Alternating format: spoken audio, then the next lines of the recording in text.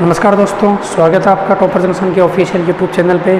बात कर रहे थे अपन रेशो प्रोपोर्शन पटवार का जो सिलेबस है। पटवार के अंदर जो टॉपिक है, अपना पहला टॉपिक था अनुपात समानुपात। अपन ने बेसिक के बारे में डिस्कस किया था। एक क्वेश्चन भी अपन ने डिस्कस किया है कि भाई क्वेश्चन को कैसे जल्दी सोल्व करना, कैसे हमें पढ़ते ही क्वेश्चन के आंसर आ जाने चाहिए। ऐसा नहीं है कि हम उसको रफ को सीट पर करने बैठ गए, ऐसा नहीं करना। आज बात करते हैं कुछ और बेसिक की। बेसिक का मतलब हो गया कि भाई अनुपात समानुपात के अंदर और थोड़ा सा बेसिक के बारे में जानकारी ले लेते हैं। अगर मैं ऐसा कहता हूं कि भाई चार संख्याएं अपने पास गिवन है, ए अनुपात बी समानुपात सी अनुपात डी। हमने बात किया था पहले पार्ट में कि भाई दो संख्या यहाँ पे गिवन है, जैसे अपन ने लिखा था 3 अनुपात 5, फिर यहाँ मैंने लिखा था 6 अनुपात 10। तो ये था अनुपात और ये था समानुपात। ऐसा करके अपन ने डिस्कस किया था। जिसको भी समझ में नहीं आया हो, अगर ये बातें समझ में नहीं आ रही तो अपना पहला पार्ट एक बार देख लेंगे, ठीक है। चलो जी, बात करते हैं ए अनुपात बी। और बीच में ये जो चार टिमकी लगी हुई है, टिमकी का मतलब हो गया चार बिंदुओं जो लगी हुई है, वो किसको दिखाता है? वो दिखाता है प्रोपोर्शन को। प्रोपोर्शन का मतलब हो गया कि जो रिश्ता यहाँ पर है, जो अनुपात इनके बीच में है, वैसा का वैसा अनुपात कैसा होना चाहिए? वहीं पर होना चाहिए। इसका मतलब होता है समानुपात। और समानुपात का अगर संधि विच्छेद करें तो क्या होता है दोस्तों? हिंदी मेरे को थोड़ी कम आती है, आपको आती होगी। समान अनुपात, इसका मतलब जैसा अनुपात यहाँ पर है वैसा का वैसा अनुपात कहाँ पर होना चाहिए? यहाँ पे होना चाहिए, ठीक है। तो अगर मैं अनुपात की बात करूँ तो मैंने ऐसा आपको कहा था कि भाई इनको मैं ऐसा ले सकता हूँ क्या कि भाई ए अपॉन में बी बराबर सी अपॉन में डी, ऐसा ले सकता हूँ मैं। ऐसा मैं बिल्कुल भी लिख सकता हूँ, क्योंकि अपने पास में दोनों संख्याएं कैसी हैं? इक्वल होनी चाहिए। क्योंकि मैंने देखो अपने पहले पार्ट में ऐसा डिस्कस किया था अपन ने कि यहाँ पे मैंने लिखा था कि भाई 3/5 बराबर 6/10। अगर ये अनुपात है तो ये क्या है? समानुपात है। इसका मतलब ये दोनों संख्या, इसको मैं अगर 2 से भाग देता हूँ तो संख्या क्या बन जानी है? 3:5 संख्या बन जाती है। तो ऐसा अपन लिख सकते हैं। इनके ऊपर कुछ प्रॉपर्टीज़ डिस्कस करने वाले हैं दोस्तों। मोस्ट इम्पोर्टेंट प्रॉपर्टीज़ है जो आपको रेशो प्रोपोर्शन में काम में आने वाली है। जब भी आप क्वेश्चन सोल्व करने जाओगे तो उन प्रॉपर्टीज़ की हेल्प लेके आप क्वेश्चन को जल्दी सोल्व कर सकते हो। बात करते हैं यहाँ पे प्रॉपर्टीज़ की। तो सबसे पहले अपन कुछ ऐसा रेशो लिखा था, यहाँ से अपन सम बेसिक प्रॉपर्टीज़ के बारे में डिस्कस करते हैं।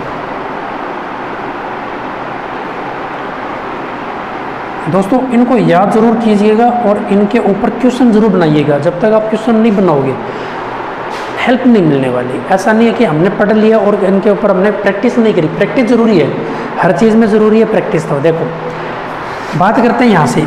अगर मैं पहली प्रॉपर्टी की बात करूँ तो क्या मैं ऐसा लिख सकता हूँ कि भाई ए अपॉन में सी बराबर बी अपॉन में डी?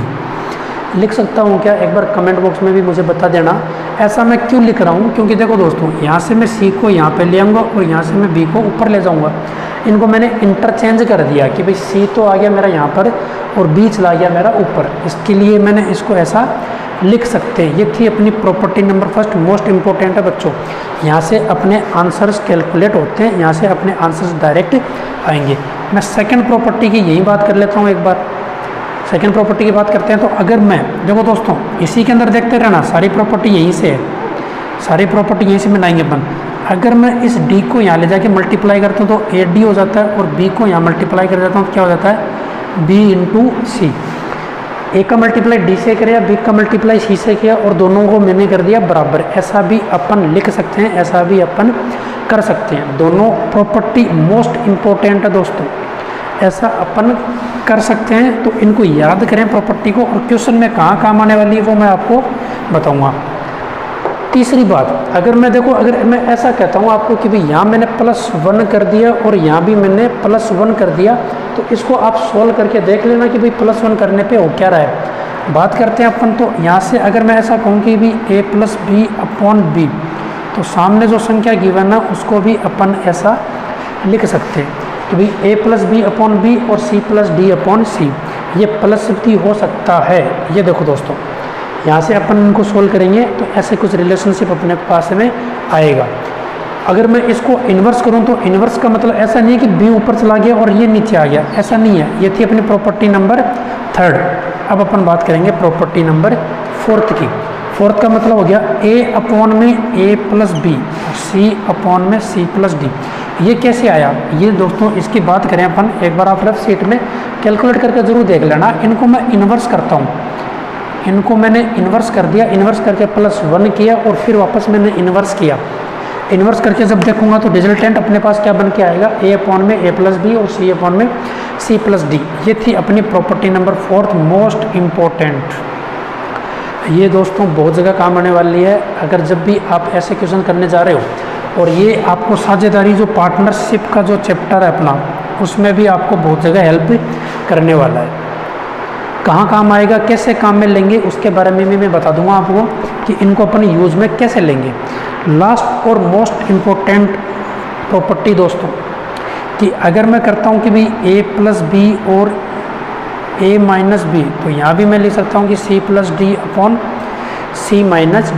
न्यूमरेटर डिनोमिनेटर इनकी बात है कि भाई ये न्यूमरेटर को डिनोमिनेटर के अपन ने एक बार प्लस कर दिया, नीचे ले जाके माइनस कर दिया, तो इधर भी अपन ने डिनोमिनेटर को एक बार ऊपर जाके प्लस कर दिया और नीचे माइनस कर दिया। ये 5 आपकी बेसिक प्रॉपर्टीज़ हैं, ये आपको आनी चाहिए, इनके बारे में हमें पता होना चाहिए। इनके ऊपर जो भी क्वेश्चंस बनते हैं उनको सोल्व कैसे करने हैं उसके बारे में थोड़ा सा डिस्कशन कर लेते हैं।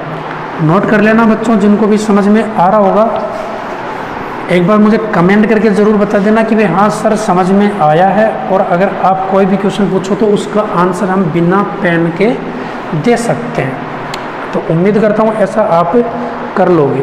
तो अब देखो दोस्तों, पटवार की एग्ज़ाम की बात करें अपन, तो पटवार में थोड़ा सा बेसिक की बात कर रहे थे कि भाई बेसिक रेशो प्रोपोर्शन, बेसिक अनुपात समानुपात में और क्या पूछा जा सकता है। अगर मैं ऐसा कहूँ कि भाई 3:5 समानुपात (अनुपात 8), मैंने ऐसा ले लिया, कोई संख्या ली, तो इनके मुझे आंसर चाहिए कि भाई यहाँ क्या है। अब देखो दोस्तों, इनकी बात करें पर अगर, तो इसको मैं बोलता हूँ प्रथमानुपात, इसको बोलता हूँ मैं द्वितीय अनुपात, इसको बोलता हूँ मैं तृतीय अनुपात, और इसको बोलता हूँ मैं चतुर्थ अनुपात। ये 4 तरह की संख्याएं गिवन है, ऐसा कुछ रिलेशनशिप गिवन था इनमें, first proportion, second proportion, third proportion और फोर्थ प्रोपोर्शन। ये अपना क्वेश्चन था जिसके बारे में अपन ने अभी थोड़ी देर पहले बेसिक पे डिस्कशन किया था। इसको सॉल्व कैसे करना है ये मुझे इसका आंसर कमेंट बॉक्स में कमेंट करके बता देना। अब देखो दोस्तों, एक चीज़ और है, मैंने यहाँ पे इसको ऐसे अरेंज करके दे दिया, क्वेश्चन में ऐसा अरेंज करके आए या नहीं भी आए। आपके पास क्वेश्चन कैसा आ सकता है, find third proportion of 358, find the third proportion of 358 कि भाई 3, 5 और 8 का तृतीय अनुपात ज्ञात करें। ऐसा करके भी आपके पास क्वेश्चन फ्रेम हो सकता है, तो उसके लिए घबराना नहीं है, उसके लिए सोचना नहीं है कि सर ये आ गया तो अब क्या करें। थर्ड प्रोपोर्शन पूछा, इसका मतलब जो तीसरा प्रोपोर्शन था वो कैसा रह जाएगा, अपना क्वेश्चन मार्क में रह जाएगा। एक और इम्पोर्टेंट डिस्कशन करते हैं बच्चों इसके बारे। आंसर मुझे कमेंट बॉक्स में कमेंट करके बता देना कि सर इसका आंसर हमारे पास ये आया, पॉइंट में आओ चाहे कोई दिक्कत नहीं है। अब देखो, अगर मैं ऐसा कहूँ कि भाई a/b समानुपात b/c, संख्याएं आपको कुछ कन्फ्यूजन करने वाली होगी कि यहाँ पर सर आपने b लिखा है और यहाँ पर भी आपने b लिखा है, तो इस दोनों जगह अगर कोई संख्या कॉमन है तो उसको मैं क्या बोलता हूँ, मीन प्रोपोर्शन, हिंदी में बोलते हैं मध्यानुपात।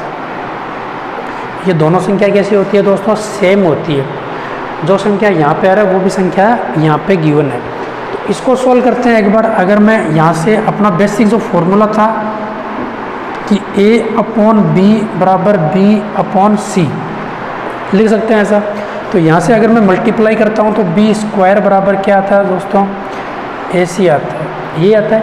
यहाँ से इसको मल्टीप्लाई कर दिया, दोनों को आपस में मल्टीप्लाई किया तो अपने पास क्या बनकर आया, b² बराबर क्या हुआ, ac। तो अब इसके बेस्ट क्वेश्चन करता हूँ। देखो दोस्तों, क्वेश्चन की बात करें अगर अपन,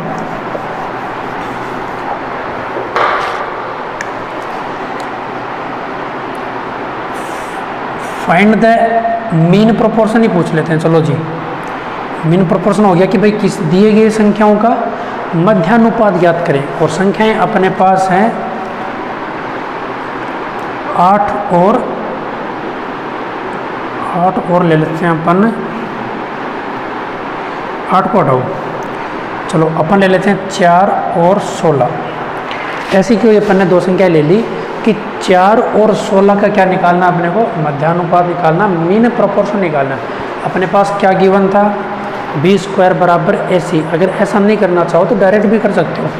डायरेक्ट का मतलब हो गया कि भाई ये 4 है अपने पास में, और अपने को क्या निकालना है, मध्यानुपात निकालना है। दोनों जगह मैंने क्वेश्चन मार्क लिखा और यहाँ पर 16 लिख दिया। ऐसा ही कर रहे थे अपन। तो यहाँ से देखो आप कि भी दोनों संख्याएं कैसी हैं, सेम है, इसका मतलब स्क्वायर था। ये अप्लाई भी कर सकते हो। 4 और 16 का मल्टीप्लाई कितना होता है, 64, और इसका कर दिया मैंने अंडर रूट। तो इसका आंसर क्या हो जाएगा, 8 आपका आंसर आ जाएगा। उम्मीद करता हूँ दोस्तों जो बेसिक प्रॉपर्टीज़ थी, बेसिक प्रॉपर्टी आपको समझ में आई होगी अनुपात समानुपात की। क्वेश्चंस का डिस्कशन करेंगे आप अगले पार्ट में। थैंक यू, धन्यवाद।